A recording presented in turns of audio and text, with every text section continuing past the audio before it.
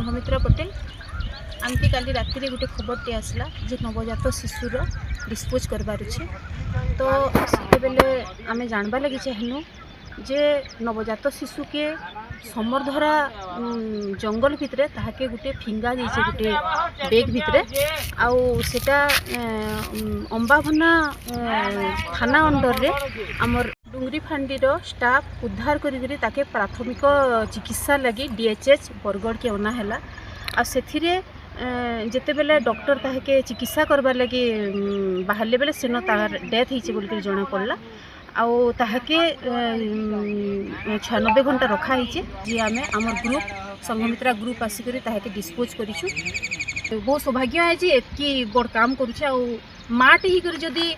गोटे शवदाहटी कर गोटे छुआर तो आपण मैंने चिंता कर मत के लगुवा सब बेले नारी की कहुसी जे नारी बहुत उच्च कोटीर तार बहुत माने शिक्षित बहुत जिनस बहुत ये कराहेसी ताहाके बदनाम भी कराहेसी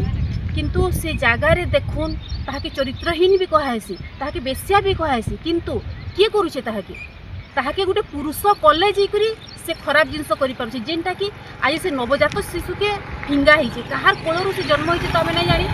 किंतु आपण चिंता करूँ किसी गोटे होता बोलिक से छुआ के से छाड़ी देछन आउ कला बेले बहुत दुख लगुला आज्ञा नारीटे होकर आपण मैंने तार विचार करेंगे आगे काण कराइबा। नमस्कार।